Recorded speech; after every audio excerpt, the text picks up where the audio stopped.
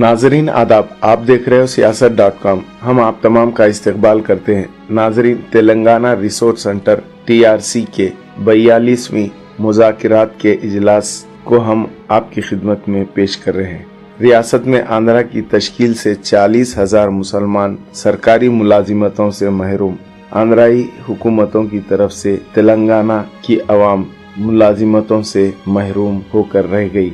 इस इजलास में TNGO सदर देवी प्रसाद और कैप्टन पांडुरंगा राव साहब, convener SC/ST BC minority front जनाब सनाउल्लाह खान, तहरीक तेलंगाना और मुसलमानों का तेलंगाना तहरीक में जद्दोजहद के बारे में इजहार ख्याल किया।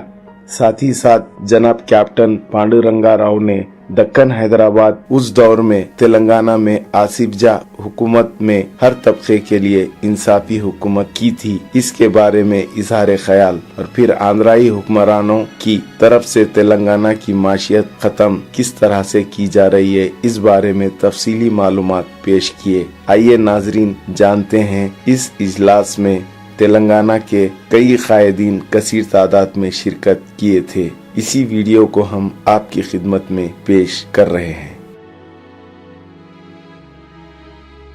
सदर देवी प्रसाद गारू, विमला मैडम, सारे तेलंगाना के साथियों, सबसे पहले मैं वेदु कुमार साहब का बहुत बहुत शुक्रिया अदा करता हूं कि उन्होंने TRC के जरिए तेलंगाना के साथ होने वाली नाइंसाफियों के एक एक शुबे को यहाँ पर बिठाकर लोगों को एक एक शुबे के साथ जो हो रही नाइंसाफियों को उसको उजागर कर रहा है। काबिल मुबारकबाद है TRC का पूरा टीम जो ये कारनामा करते हुए उन्होंने अवाम में एक नया शऊर बेदार कर रहे हैं। यहाँ पर मेरे नाम के साथ 2 ऑर्गेनाइजेशन लगाए वेदु कुमार साहब, एक SC/ST BC मुस्लिम फ्रंट, दूसरा सेक्रेटरी तेलंगाना प्रजा फ्रंट। तो मैं इसका फायदा उठाते हुए 2 मौजू के ऊपर आपके सामने बात करना मुनासिब समझूंगा। सबसे पहले तेलंगाना और मुसलमान, चूंकि तेलंगाना के ऊपर जितने भी एहतजाजी धरने होते हैं, प्रोग्राम्स होते हैं, उसमें जनरली उर्दू और मुसलमान कुछ ज्यादा टचेस नहीं रहते ऐसी बात नहीं है, लेकिन ज्यादा टचेस नहीं होते, बहुत कम इस्तेमाल होता।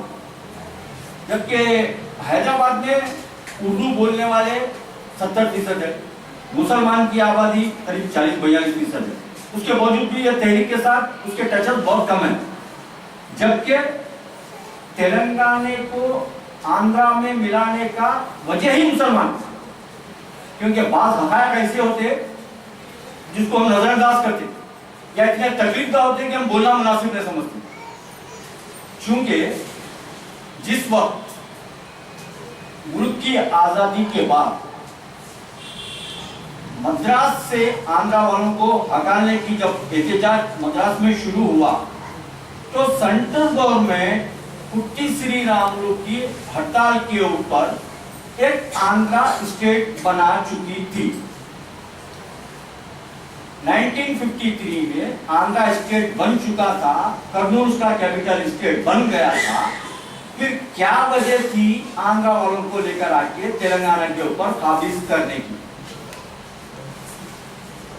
पंडित जवाहरलाल नेहरू को ऐसी कौन सी मजबूरी आई कि वो आंध्रा वालों को लेकर आके तेलंगाना के ऊपर काबिज करे? 2 बातें हैं।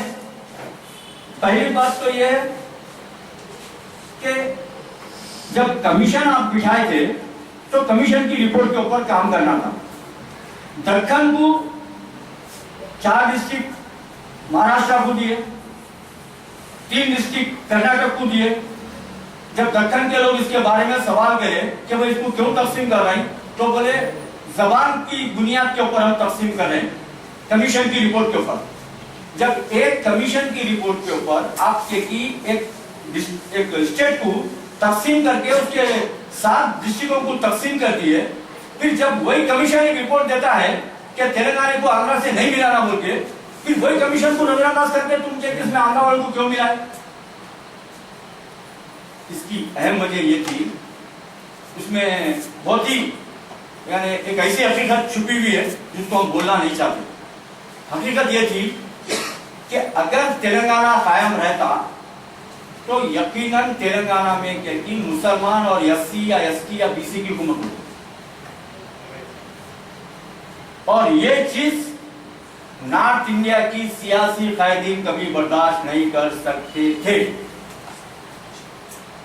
ये एक ही अहम वजह थी, तेलंगाना के ऊपर आंध्रा वालों को लेकर आकर खारिज किया गया, क्योंकि वो जानते थे कि आंध्रा का अपर कास्ट तेलंगाना के ऊपर अच्छी तरीके से काबिज हो सकता है, हुक्मरानी कर सकता है।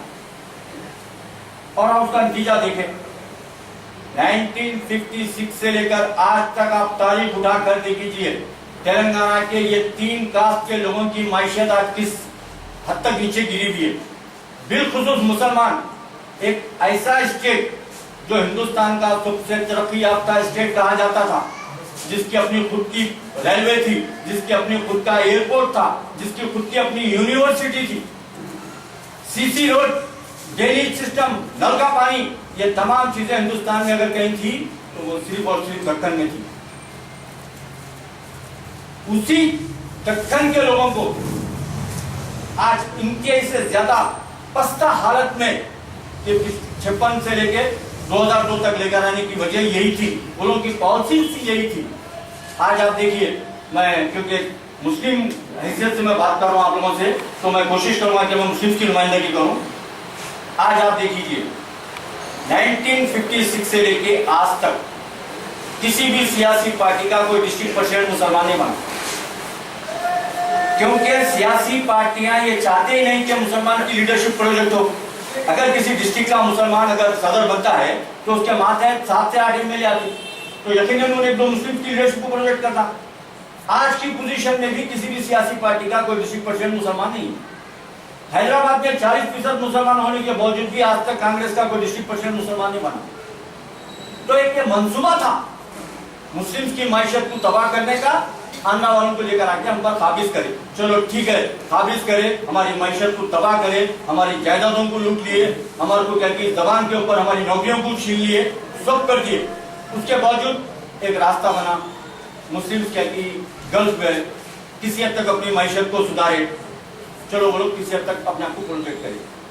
पलट के तेलंगाना के हिंदू को क्या मिला?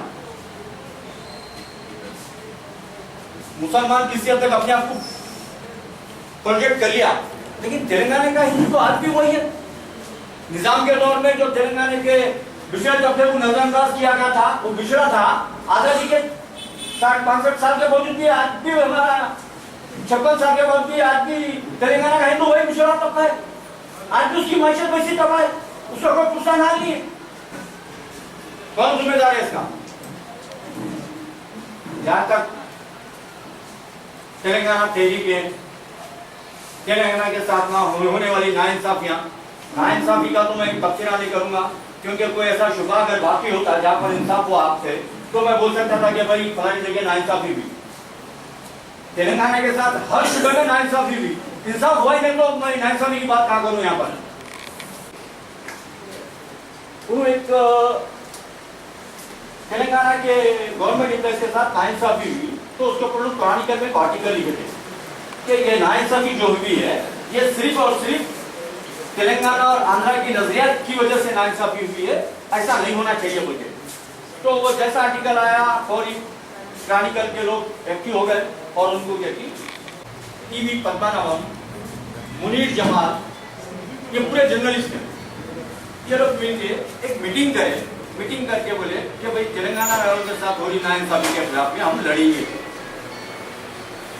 तो वो लोग एक कमेटी बनाए थे, उसका नाम था तेलंगाना पीपुल्स सदर बना के तेलंगाना पीपुल्स पार्टी का वो लोग ऐलान करे।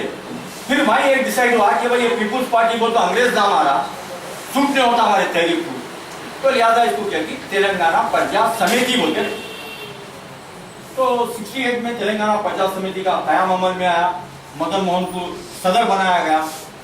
उसके बाद पूरे जर्नलिस्ट मिलकर एक ताकतवर कोशिश करते हुए स्टूडेंट्स को लेके तेलंगाना मूवमेंट स्टार्ट करें। अच्छा तेलंगाना मूवमेंट चल रहा था, उसी दरमियान में चिन्ना रेड्डी साहब और कासू बर्मन रेड्डी का कुछ इंतजार चल रहा था, पॉलिटिकल फाइट चल रहा था। तो चिन्ना रेड्डी क्योंकि एक शार्प पॉलिटिशियन थे, जब वो देखे कि ये चिंगारी कल अंगार बन सकती, तो इन्होंने फौरी मदन मोहन वगैरह को साथ दे लेके उसकी लीडरशिप अपने हाथ में लेके 68 में मूवमेंट चलाए। और 68 का मूवमेंट मैं समझता हूँ हिंदुस्तान की तारीख में किसी और स्टेट में ऐसा मूवमेंट किसी उसके ऊपर नहीं चला था जितना तेलंगाना मूवमेंट चला था। मूवमेंट चला और तेलंगाना बनने का वक्त भी करीब करीब आ चुका था। फिर वही हुआ जो तेलंगाना के गद्दार हमेशा करते हैं, कुछ उनकी अपनी मफाद परस्ती। जब तहरीक के जरिए हम तेलंगाना में गए, उसके बाद में इलेक्शन में तो वोट डाल के भी हम अपनी ताकत बताए। एमपी के सिर्फ एक सीट के अलावा तमाम सीटें तेलंगाना प्रजा समिति जीत के बताई, यानी वोट के जरिए भी हम बताए और तहरीक के जरिए भी हम बताए कि भाई हमको हमारा हक दो। लेकिन उस वक्त भी नाइंसाफी भी और ये बदबख्ती तेलंगाना के कमजोरी की वजह से हुई। जिस वक्त चिन्ना रेड्डी साहब आप लोगों के साथ नाइंसाफी करे यानी कि गद्दारी करे, तो मैं आप लोगों से पूछता हूं कि तेलंगाना वाले उसका क्या जवाब दिए? अगर आप उसी वक्त जितनी शिद्दत से तहरीक चलाए थे अलहदा तेलंगाना मांगने की, पांडुरंग रेड्डी साहब उतनी ही शिद्दत के साथ आप ये तेलंगाना के गद्दारों के खिलाफ तहरीक चलाते, तो दोबारा कोई गद्दार नहीं पैदा होता। आज केसीआर साहब भूख हड़ताल बैठे, मुकम्मल तौर पर यह एहसास होने लगा था कि अब तेलंगाना का ऐलान होने वाला है, बल्कि चिदम्बरम एक गुलामाना बयान जारी करा रोते बच्चे के मुंह में निप्पल देने के लिए कि तेलंगाना के ऊपर काम शुरू हो चुका है। फिर वही तेलंगाना वाले धोखा खाए, फिर वही खामोशी अख्तियार करे, फिर तहरीक को कमजोर किया गया। एक बात हमेशा याद रखना, तेलंगाना कभी कोई तेलंगाना सियासी कायद नहीं बना सकता। तेलंगाना के सियासी कायदीन तेलंगाना को सिर्फ एक खूबसूरत बेवा तस्वुर करते, जरूरत के लिए इस्तेमाल कर दो और छोड़ दो, कोई उसको अपनाना नहीं चाहता। ये तेलंगाना का माहौल बना है तेलंगाना के सियासी कायदीन, और उसमें हम तेलंगाना की आवाम की कमजोरी है जो हम हमेशा उनको कबूल करें और उनकी गद्दारी को माफ करें।